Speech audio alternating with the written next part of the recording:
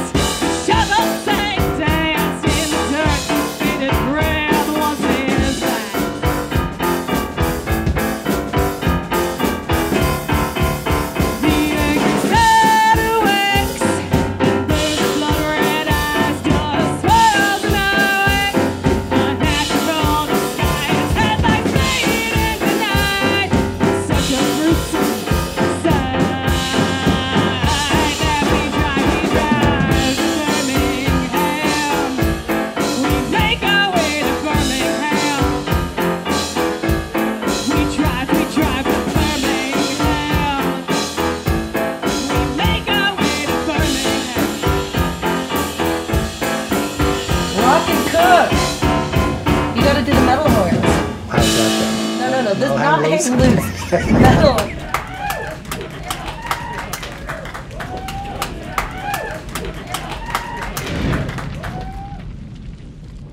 All right, so we're here today with Kat and Mike from Sit Kitty Sit, one of the bands performing at Rock and Cook. We're going to demo some dolmadas for you, which is, most people know them as dolmas, but the Greek way to do it is dolmadas. And so we're going to show that to you. You take your garlic clove like this, and you're going to just kind of push it down like that, and it's going to make this nice sort of, you know, paste. Add it to our bowl here. In this bowl, I have about ½ a pound of some ground lamb, and the lamb is going to make the meat base of our dolmadas. We'll move on to green onions, or grunions as I like to call them. Yes. You're gonna kind of make a claw, right? And you're going to keep the flat part of the knife against the claw like this, because if you don't, that's how you're going to lose your fingertips. Give it a whirl. My hands are very expensive. You got insurance on them, right? They're insured for millions of dollars. I used to be a chef. Oh yeah, look at this. No fair. Yeah, I know. That's why I said you should do this. You guys ready for some ninja skills? All right, just watch those fingertips. I go slow because you care. I really care about when I'm cutting. And I want the onion to feel like, you know, I care about it. And, you know, this is not just a quickie one-night stand thing. This really means something to me. You got to treat that onion like a lady. I am. Yeah. Very slow and sensual. Look at that. See? That's beautiful. Oh, look at that. Next, we're going to get some herbs here. I have a little fresh mint and a little fresh parsley. Yeah, see? Perfect. My boobs bouncing? I didn't wear a bra today. Just for this specific scene. You can just throw that straight away into the bowl. There it is. High five. We've got some brown rice that we previously cooked. It's not a party until you got the huevos. Huevos. Huevos. We've got huevos. This is an interactive episode. Way to jiggle those eggs. All right, so here we have 2 eggs. We're just going to crack them. So we got our 2 eggs in the bowl. We're just got a fork. We're just going to kind of, you know, beat them a little bit before we add them to our mixture. We're going to add our beaten eggs to our mix. A little salt. And we're just going to kind of mash this up. We're going to get down and dirty in here with our hands. So this is going to be the filling for our dolmadas.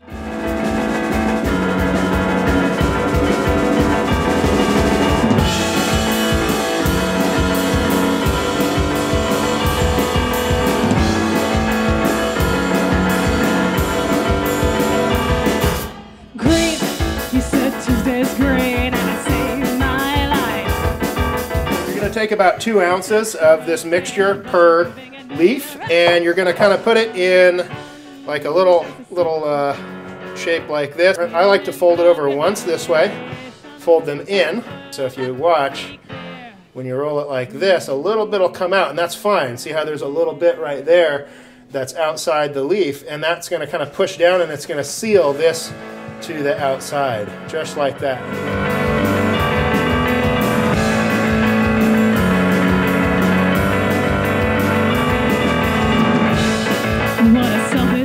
Lamb 5. Lamp 5.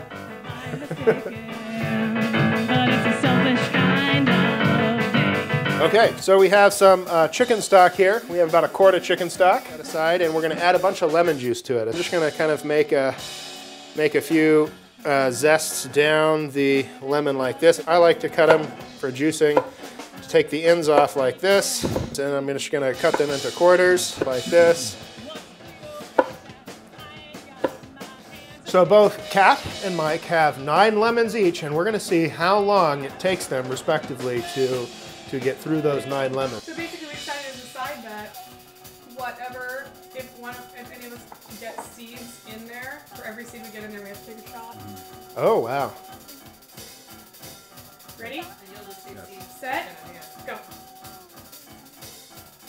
Got a little squirt going. This is like the Olympics of lemon juicing right here, ladies and gentlemen.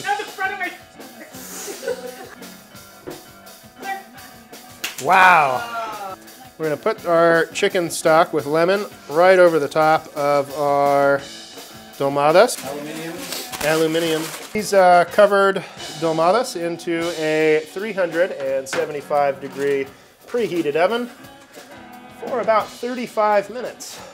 We're talking about Ena, Aiko ane, Pokino anane, Yagamo pinane.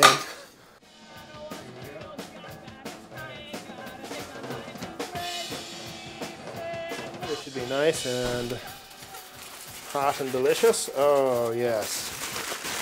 So that looks very good. That smells incredible. So we're going to just take our dolmadas out of here. You can just fish them out with some tongs and just right over the top like that. Let's dig in, guys. We're going to try our nice little dolmadas. That was a team effort. Okay, so let me know what you think. Alright. Are they crazy hot? No. No, you'll be okay. High fives. Dolma high 5. Yeah!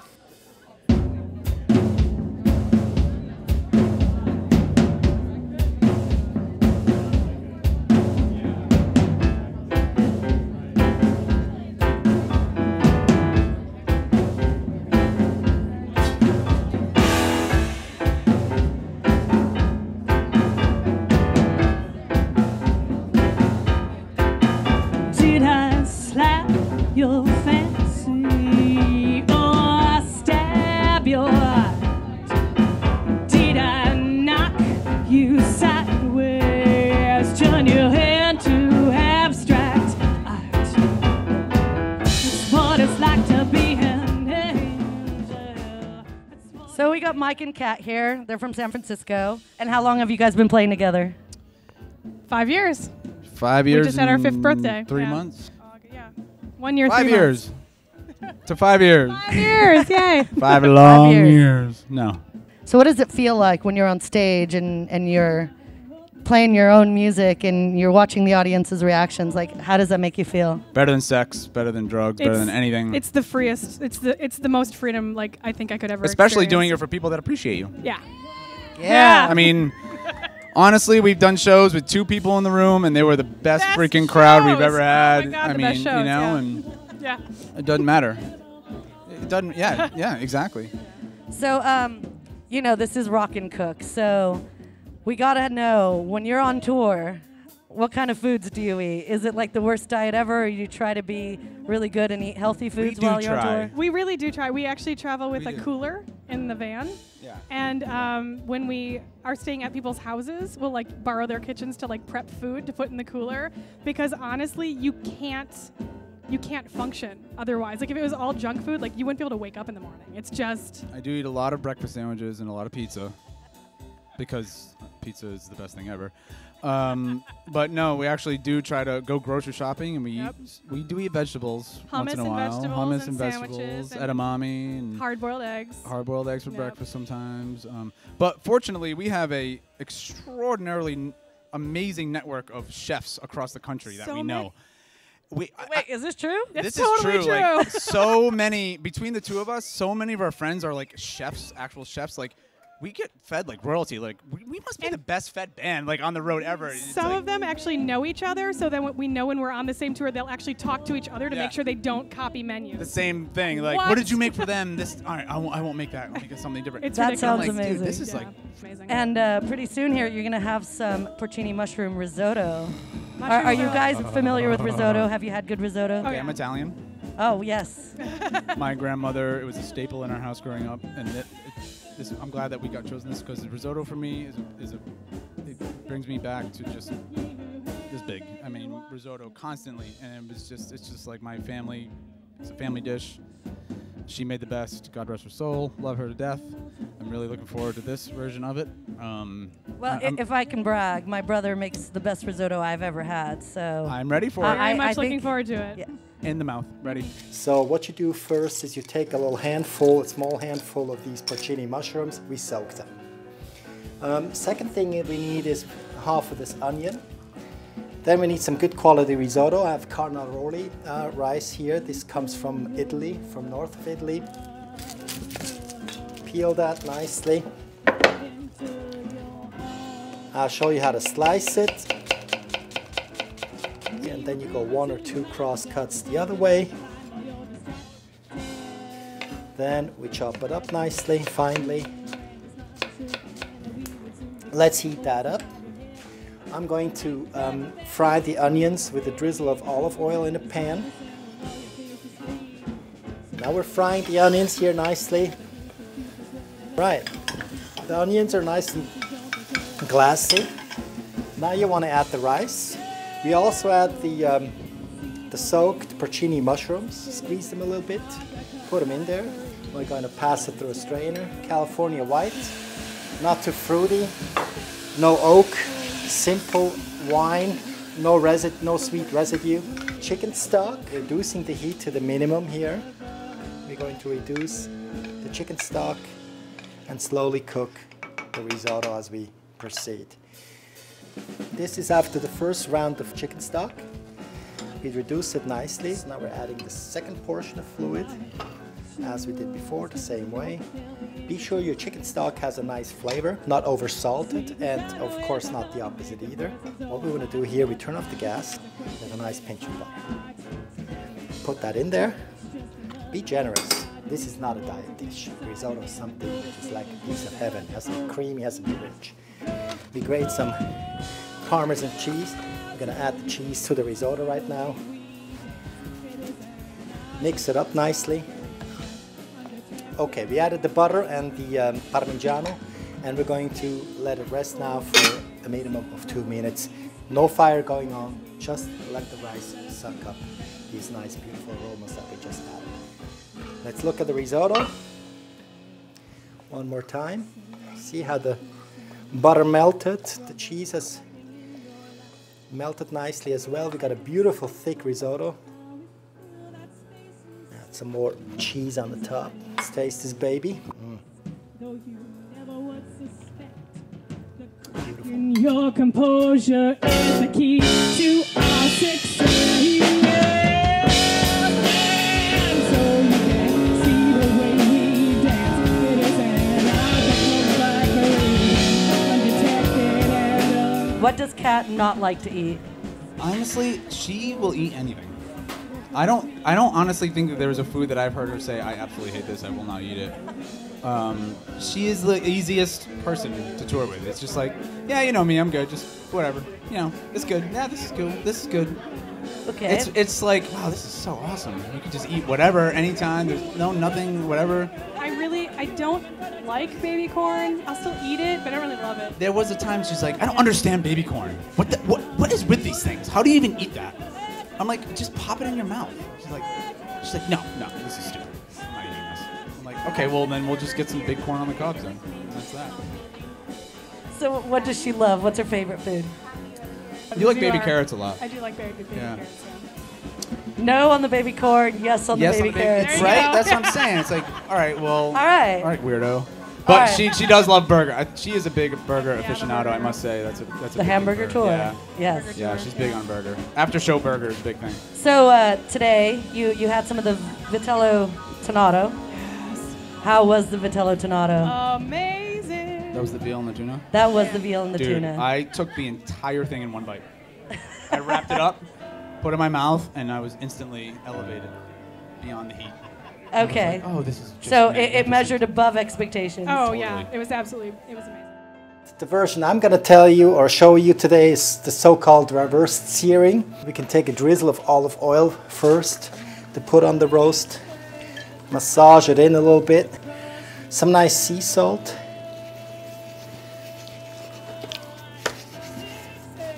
Some black coarse pepper.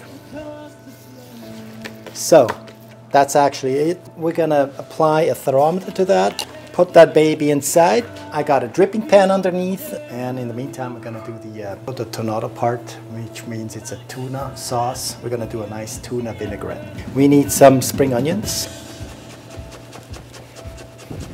We need some fresh dill wheat. If you got thick stems on the dill, remove that. Same with the parsley. We want to have the leaves only, so we're going to remove the leaves, but we're not going to throw out the stalks. Get them up like this, start chopping them up as fine as you can. And you can do the chopping movement, you can get that. I mean, talking about the stalks before, we want to have them in the vinaigrette and chop them up really fine. Take a clove of garlic. You can go directly into the squeezer, put it out, scrape it off. Olive oil, put in the chopped herbs as we did before. So, and then we take out the tuna, which we just break up with our fingers a little bit. Right, use the fork, mix it up nicely together, mix it up. Add some seasoning, ground black pepper, some sea salt. Let's taste the juice.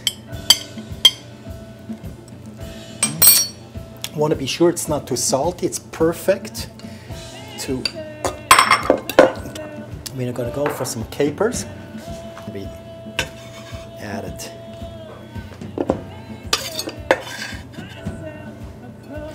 Then we want to have some vinegar. We taste again.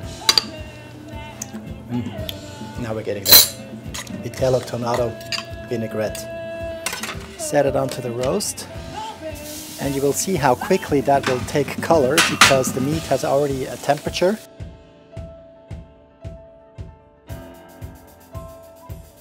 So, we've roasted the veal. Nice piece here. Look at this beautiful, even rosé. For the vitello tonato, of course.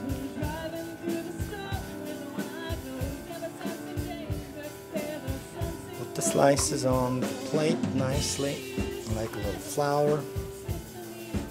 I got some nice fresh sashimi tuna.